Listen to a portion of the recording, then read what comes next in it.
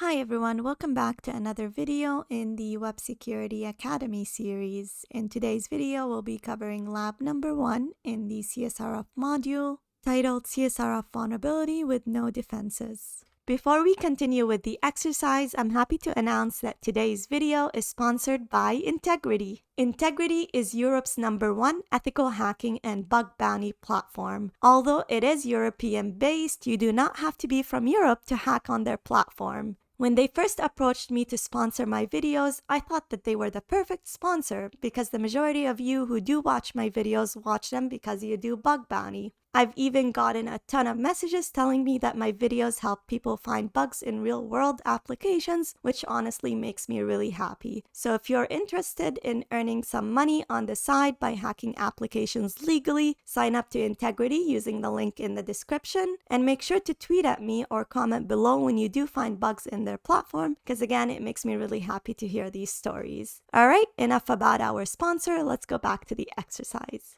If you do not have an account on the Web Security Academy, you can get one by visiting the URL portswigger.net/websecurity and clicking on the sign up button. I already have an account and I am logged in, so to access the exercise, I'm going to click on Academy, go down, select the learning path, go down to client-side topics because we're covering a client-side topic. Select cross-site request forgery, and go down to the first lab titled CSRF Vulnerability with No Defenses. Alright, let's get started. This lab's email change functionality is vulnerable to CSRF.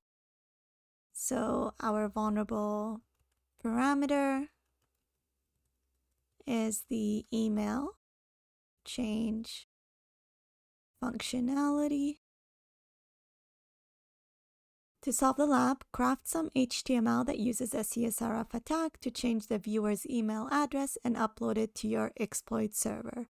So the goal over here is to exploit the CSRF vulnerability and change the email address of the victim user. You can log into your own account using the following credentials. So we've been given creds, so let's put them over here. And let's copy paste them.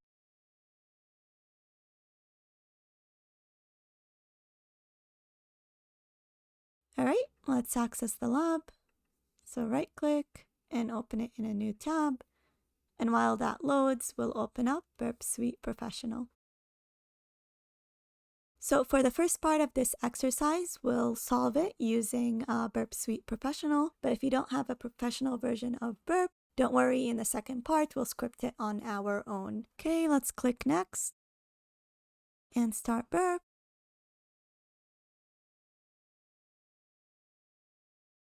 And let's make that a little bit smaller.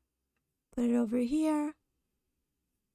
And the first thing we're going to do is log in with the credentials that we've been given. So we're going to click on My Account.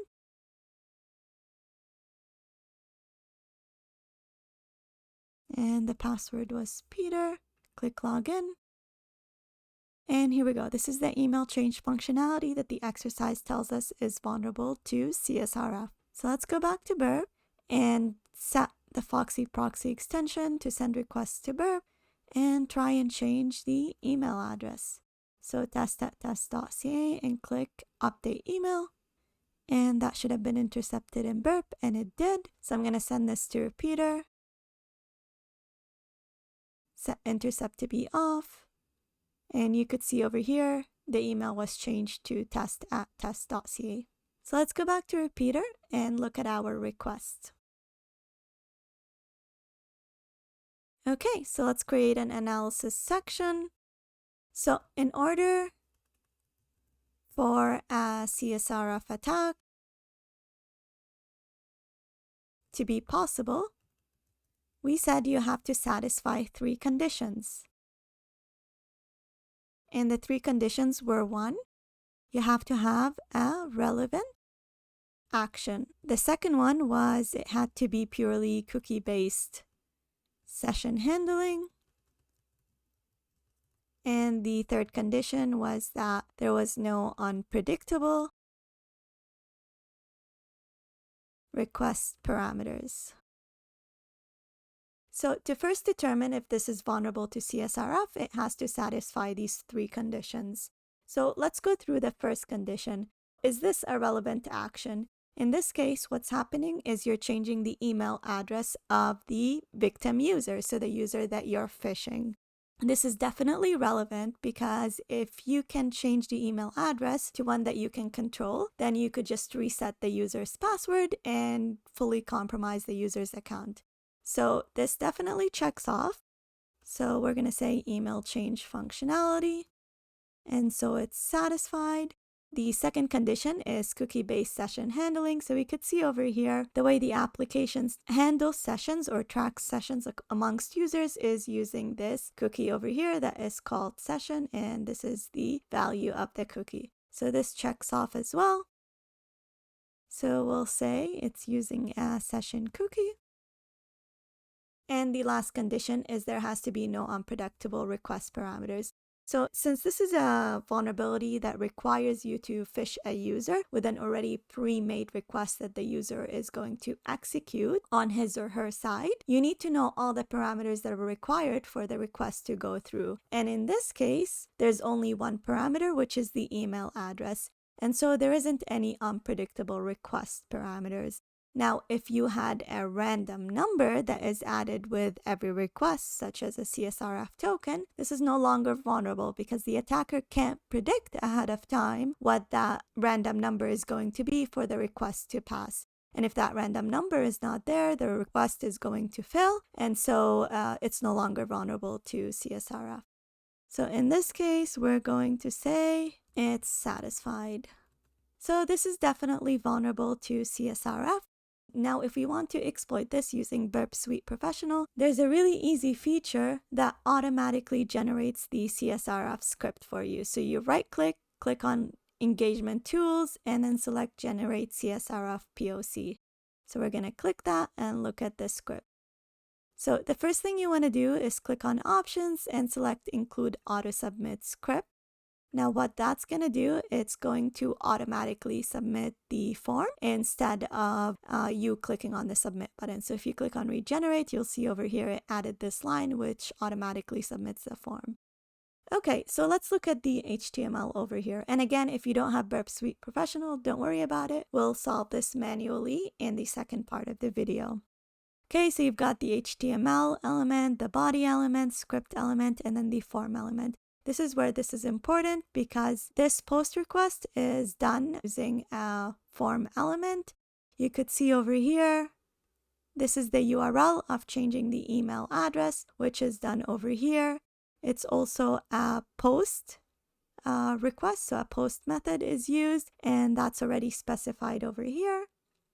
Next, you have to give it all the input vectors in the request, which in this case is the email address of the user. And you can see it over here. It's test@test.ca. And then there is a submit button for you to submit the request. And again, we added the auto submit so that it's automatically submitted for us. Now, in order to test that this works, let's say test1@test.ca. And then we're going to copy HTML, go back to the server, and click on, so let's right click this and open it in a new tab, so the exploit server. Now, the way CSRF works is that you've got a script, you host it on your own website, and then when the user clicks on your sites and visits the link, the script executes in the browser of the user. The user, of course, has to be logged in or this won't work. But if the user is logged in, it'll perform this action for us. Now, to complete the exercise, we can't host it on our own server. We'd have to do it through the exploit server that is provided for us. So we're just assuming over here that the exploit server is hosting the script for us. So in the body section, paste your script, go down, and hit deliver exploit to victim. Okay, and here we go. It says, congratulations, you solved the lab. If we go back to the exercise, it should have changed the email address to test1@test.ca. And it did not. So we might have did something wrong over here. So everything does look correct. So I'm gonna reload this again. Let's change this to test 2. Again, copy HTML, go to the exploit server, put it in here. Let's store the exploit first. And then go down and deliver the exploit to the victim. Okay, let's reload this and see if it changed. And it didn't. So I'm going to try one more thing. So I'm just going to click on test in browser. What that does is it hosts it on Burp Suite. And so we don't have to go through the exploit server. I'm going to copy this. It should submit on its own. And here we go. It changed the email address. Now, this is working. I'm not sure why the exploit server that Burp is using doesn't allow it to change the email address. So there might be something wrong with the exploit server. We're going to try one more thing by clicking on View Exploit and see if that might change things. Now, of course, we already changed it to 2. So to test this, we're going to click on 3, copy HTML, go to the exploit server, go down, and click on View Exploit and see if it changes it to test 3. And it did. So maybe I was clicking the wrong thing. I had to say view the exploit instead of deliver exploit to victim. So what this is mimicking is you sending a link to the user that contains this script over here, the user clicking it while the user is logged into the application. And so this performs the request on behalf of the user and changes the email of the user. So this completes the first part of the video. What we're going to do next is script this exploit on our own and then host it on our own server and then mimic clicking the link that the attacker has sent us. And then you'll see that the victim sees a normal page that says hello world, while the attacker in the background had changed the email address of the user. So it's a little bit more realistic when we're doing it on our own versus when we're doing it using the CSRF POC generator, especially if it's the first time that you've encountered CSRF vulnerabilities. Okay, so let's start off with the second part, which is scripting it manually. So we're going to close this. We no longer need it. And we're going to work from Repeater. So again, if you don't have the professional version of Burp Suite, that's completely okay. Just use the Community Edition, intercept the request using the proxy, and then send it to Repeater. And to script the exploit, we're going to use an HTML document. In this case, it's called CSRF lab01.html, and I'll include the link to the script in the description. So the first thing we're going to do is add the HTML element because it is an HTML document. Next, we're going to add the body element and then add a heading to the document. So we're just going to say hello world. And then we're going to add a form element and then say the action is to visit this URL over here, is to perform this request over here. So we get that using the host element over here. Let's copy that. Add HTTPS.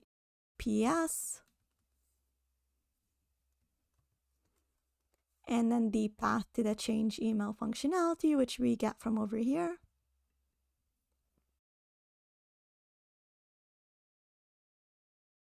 Okay, the next thing we need to do is set the method. So this was done using a post method. Okay, and then we're going to add the ID to be equal to CSRF form, just in case we need to reference it later. Okay, that looks good. Next, we need to add the parameters in the form. And in this case, we only have one parameter, which is the email address. So we'll add that using the input element. And we'll say the type is equal to hidden so that it doesn't appear on the page, because we don't want to alert the user that something is happening in the background when the user visits our website. So it's hidden, and then we're going to say the name is equal to email, and we got that from over here because the name of the parameter is email. And then we're going to say the value is equal to, let's say, test5@test.ca. All right, so what this does is it's submitting a form to this functionality over here. So to this path, my account /change email. It does a post request and submits this email over here, which is test5@test.ca. Now we also need to add the script element that performs the action when the user visits the page. So we're going to say document.getElement by ID. And we're referencing the CSRF form element, which is this one over here. And that's why the ID is CSRF form. And then we're going to say .submit. And what this is going to do is when the page is loaded, it'll automatically in the background submit this form over here. So let's save that. Okay, so the last thing we want to do is put this in an iframe. And the reason we're putting it in an invisible iframe is because we don't want the user to see that we're changing his or her email address in the background when they visit our website. So we want this attack to be completely invisible to the user. And so what we're going to do is we're going to submit this in an iframe. So to do that, we're going to add the iframe element. We're going to say the style is equal to display none, because we don't want it to be visible at all. And we're going to say the name is equal to CSRF iframe. And that looks good. Now we need to say over here the target is the CSRF iframe. All right, so then this is done within the iframe and it's completely invisible to the user. So unlike when we were doing it with Burp Suite Pro, we actually saw it being submitted and then it redirected us to the response page when you change an email. In this scenario, we don't want it to alert the user and show the user that we're changing his or her email. And so we're going to submit it in an iframe so that it's invisible to the user. So this looks good. So again, I'm going to save it. Now the next thing we need to do is host it on our own web server. So to do that, I'm going to open up the command line. Let's make that a little bit smaller. And then I'm going to go to where this script is hosted. So I'm just going to copy the path. Let's click copy path, go to the command line, paste it. So I'm just moving directories over here, and then I'm gonna create a simple Python server. And I'll explain what that does in a second. All right, so what this did is it spun up a simple Python server on localhost, so 127.0.0.1, and on port 5555. So now my script is hosted on the server, and all I have to do is send this link to the user. So let's say HTTP 127.0.0.1 and let's say 555 and then the name of the script. So CSRF lab01.html. So what we're emulating over here is that we send an email to the victim and say, check out so-and-so, something that is appealing that the victim will click on. And then once the user clicks on this link, and we get a 404. So, and I know why, because I incorrectly named that. So it's lab01. All right, let's pretend that did not happen. All right, so when the victim clicks on this link, all the victim sees is hello world and doesn't know that something might have happened in the backend. So let's see if it actually worked. Hit send. And it timed out. So this didn't work because it timed out. We're going to have to open up a new instance of the lab. So go back, open new tab, and we're going to have to wait for it to load up. All right, it loaded. Now for this attack to be successful, the user has to be logged into the system. So we're going to need to re-log in. Password was Peter. Click login. And you see this is the email address of the user. Now let's perform our attack again and see if it works. But before we actually do that, the URL did change. So we're going to have to change that in our script. Let's paste that over here and make sure it's correct. So we've got 2 my accounts. All right, that looks good.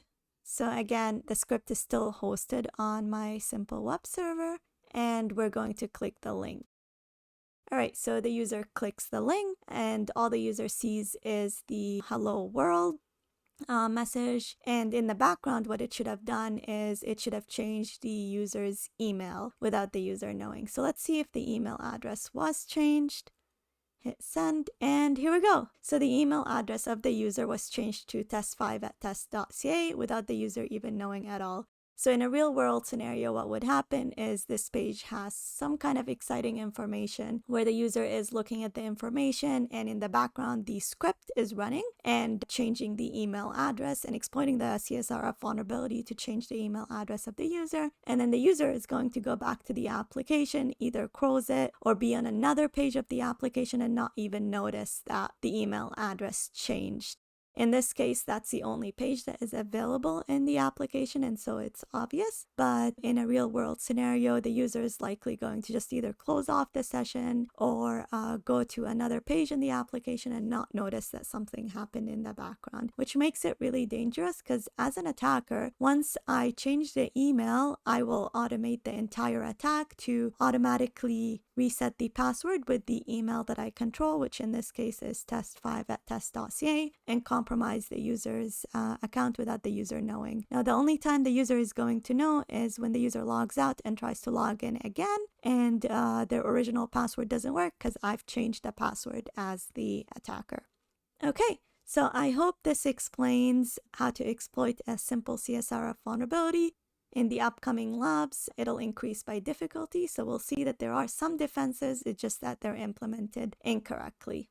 All right, so to recap, we first exploited a CSRF vulnerability by using the professional version of Burp Suite, and then we manually did it on our own by scripting an HTML document that changed the email address of the user. If you like the video, hit the subscribe and share button so that it reaches a wider audience. Also comment below what you learned and what you would like to see more of in the future. Thank you, and see you in the next video.